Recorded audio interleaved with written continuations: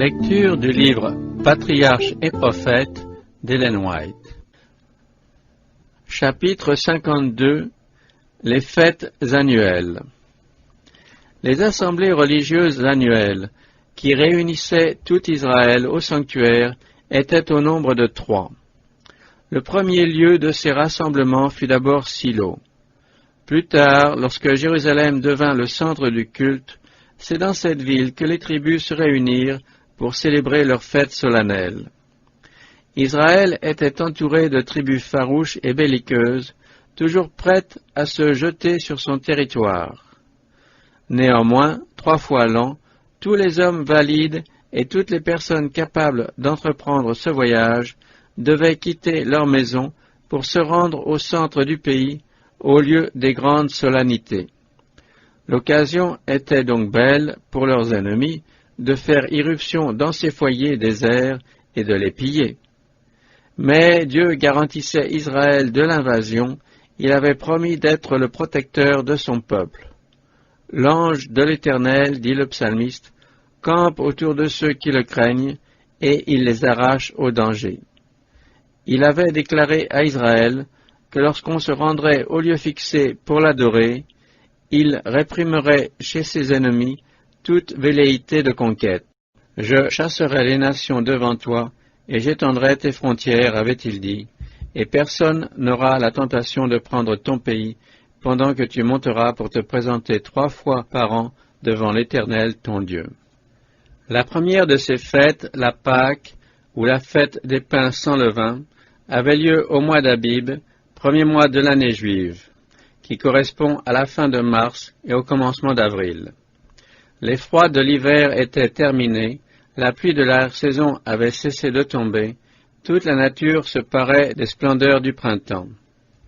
Les collines et les vallées se tapissaient de verdure qu'émaillaient de multiples fleurs sauvages. C'était l'époque de la pleine lune et des soirées délicieuses. Un chantre sacré dépeint en ces termes le charme et la beauté de cette saison. Voici que l'hiver s'est enfui, la saison des pluies est finie, terminée. Les fleurs commencent à éclore sur la terre, le temps des chansons est revenu, le roucoulement de la tourterelle se fait entendre. Déjà mûrissent les premiers fruits du figuier, et la vigne en fleurs déjà exhale son parfum. De toutes les parties du pays, des groupes de pèlerins se dirigeaient vers Jérusalem. Les bergers descendaient de leurs collines, les pêcheurs quittaient les rives du lac de Tibériade, les cultivateurs délaissaient leurs champs, les fils des prophètes s'éloignaient de leurs écoles pour se rendre au lieu où Dieu révélait sa présence. À mesure que l'on approchait de la ville sainte, les caravanes, qui voyageaient à pied et par petites étapes, devenaient de plus en plus nombreuses. L'allégresse de la nature emplissait les cœurs de joie et de reconnaissance envers l'auteur de tout bien. Aussi, les groupes de voyageurs entonnaient-ils fréquemment les psaumes qui célèbrent la gloire et la majesté de Dieu.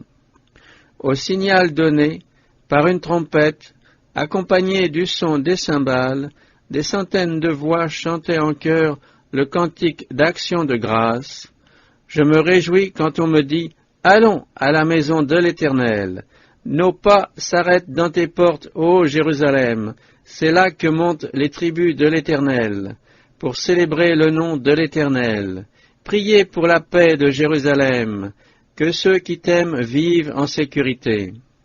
En passant auprès des collines sur lesquelles les païens allumaient autrefois les feux de leurs autels, les voyageurs continuaient. Je lève mes yeux vers les montagnes. D'où me viendra le secours? Mon secours vient de l'Éternel, qui a fait les cieux et la terre. Ceux qui se confient en l'Éternel sont comme la montagne de Sion, qui ne peut être ébranlée, qui subsiste éternellement. Jérusalem est entourée de montagnes, de même l'Éternel entoure son peuple, dès maintenant et à perpétuité. Arrivés au sommet des monts qui dominent la ville sainte, la multitude s'arrêtait un instant pour contempler les foules d'adorateurs qui se dirigeaient vers le temple. Puis, en voyant monter la fumée de l'encens, au son des trompettes annonçant l'heure du service divin, elles se remettaient à chanter. L'Éternel est grand et digne de toute louange. Dans la ville de notre Dieu, sur sa montagne sainte, elle s'élève avec grâce du côté du septentrion. La montagne de Sion, joie de toute la terre, c'est la cité du grand roi. Que la paix soit dans tes murs et la sécurité dans tes palais. Ouvrez-moi les portes du Dieu de justice. J'entrerai dans le temple et je célébrerai l'Éternel. Je m'acquitterai de mes vœux envers l'Éternel en présence de tout son peuple, dans les parvis de la maison de l'Éternel, au milieu de toi, ô Jérusalem. Louez l'Éternel. Toutes les maisons de Jérusalem ouvraient gratuitement leurs portes aux pèlerins. Mais, comme cela ne suffisait pas, à cause de l'affluence des visiteurs, on dressait partout des tentes dans les espaces libres et jusque sur les collines environnantes. Le 14e jour du mois, au soir, commençaient les émouvantes cérémonies de la Pâque, commémorant la délivrance de la servitude égyptienne et annonçant le grand sacrifice qui devait libérer les hommes de l'esclavage du péché. Ces cérémonies, qui ont perdu leur valeur à la mort du Sauveur, ont été remplacées par la Sainte Communion, symbole commémoratif de cette mort, préfigurée par la Pâque. Les 7 jours de la fête des pains sans levain suivaient le souper de la Pâque. Le 1er et le 7e étaient des jours de sainte convocation, durant lesquels on ne devait se livrer à aucun travail servile. Le 2nd jour de la fête avait lieu la présentation des premiers épis de la moisson nouvelle. L'orge, la plus avancée des céréales de la Palestine, commençait à mûrir, et le prêtre en agitait une gerbe devant l'autel pour témoigner que tout appartient à Dieu. La moisson ne pouvait commencer avant l'accomplissement de ce rite. 50 jours après la présentation des premiers fruits, avait lieu la Pentecôte, aussi appelée fête de la moisson ou des semaines. Comme expression de gratitude envers Dieu pour les blés nourriciers qu'il a donnés à l'homme, on présentait au temple 2 pains levés. Les services religieux de la Pentecôte ne duraient qu'1 jour. Avec le 7e mois, arrivait la fête des tabernacles ou des récoltes. Cette fête était une action de grâce rendue à Dieu pour les produits des vergers, des oliviers et de la vigne. C'était la dernière et la plus importante de l'année. Le sol avait fourni ses trésors, les moissons étaient recueillies dans les greniers, l'huile et le vin étaient rentrés, les premiers fruits avaient été mis en réserve. Maintenant, Israël venait apporter au Seigneur son tribut de reconnaissance. Cette fête devait être avant tout une occasion de réjouissance. Elle avait lieu immédiatement après le grand jour des expiations, où le peuple venait de recevoir l'assurance du pardon de ses péchés. En paix avec Dieu, il se présentait devant lui pour louer sa bonté et sa miséricorde. Les travaux de la moisson étaient terminés, et ceux de la nouvelle année n'étaient pas encore commencés. Le peuple pouvait se livrer sans arrière-pensée aux joies sacrées de cette solennité. Bien que l'ordre de paraître aux fêtes annuelles ne mentionnât que les pères et les fils, il était entendu que tous les membres de la famille devaient également y participer, et l'on y accueillait avec bienveillance les serviteurs, les Lévites, les étrangers et les pauvres.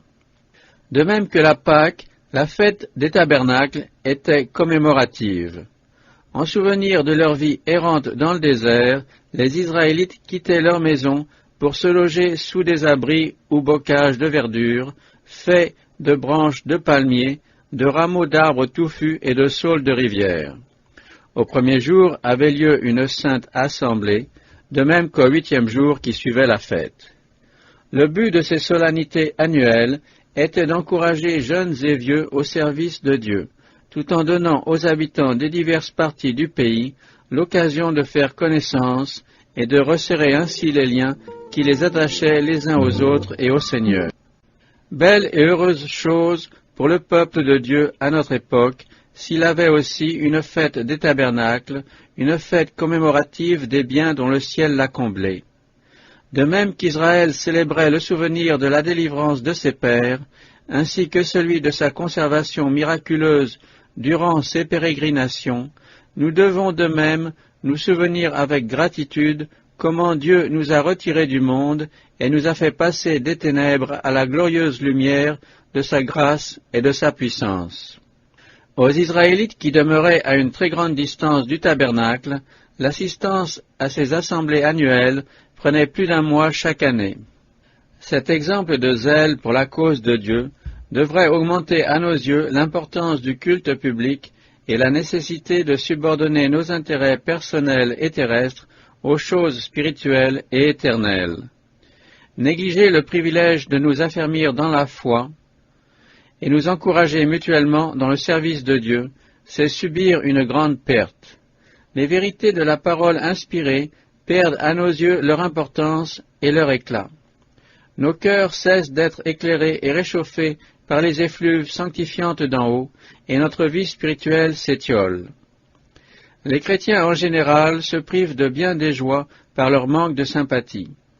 Celui qui se replie sur lui-même ne remplit pas le rôle que Dieu lui a confié. Enfants d'un même Père, nous dépendons tous les uns des autres. Dieu et l'humanité ont des droits sur nous. Lorsque nous cultivons soigneusement la sociabilité de notre nature, nous apprenons à sympathiser avec nos frères et à trouver notre bonheur à leur faire du bien. La fête des tabernacles était à la fois commémorative et préfigurative. Non seulement elle rappelait le séjour dans le désert, mais, comme fête des moissons, elle célébrait la récolte des fruits et préfigurait le grand jour de la moisson finale. En ce jour, le Seigneur enverra ses anges pour brûler l'ivraie et rentrer le bon grain dans ses greniers. Les méchants seront détruits, les nations pécheresses disparaîtront comme si elles n'avaient jamais existé. Toutes les voix de l'univers s'uniront pour chanter au Seigneur un cantique de louange. Le voyant de Patmos nous en parle en ces termes. « J'entendis toutes les créatures dans le ciel, sur la terre, sous la terre, sur la mer, et toutes les choses qui s'y trouvent, qui disaient, à celui qui est assis sur le trône et à l'agneau, soit la louange, l'honneur, la gloire et la force au siècle des siècles. » À la fête des tabernacles, le peuple louait Dieu pour ses bienfaits. Grâce au service du jour des expiations auquel il venait d'assister, il se réjouissait parce qu'il avait été pardonné et s'était réconcilié avec Dieu. De même, quand les rachetés réunis dans la Canaan céleste seront à jamais délivrés du péché, de la servitude et de la malédiction sous laquelle toute la création ensemble soupire jusqu'à ce jour, ils se réjouiront d'une joie ineffable et glorieuse. Le grand œuvre du salut que Jésus poursuit en faveur des hommes sera achevé et leurs péchés seront effacés pour toujours. Cette délivrance est ainsi résumée par le prophète Ésaïe. Ceux dont l'Éternel aura payé la rançon retourneront et reviendront dans Sion avec des chants de triomphe. Une allégresse éternelle couronnera leur tête, la joie et l'allégresse seront leur partage, la douleur et les gémissements s'enfuiront.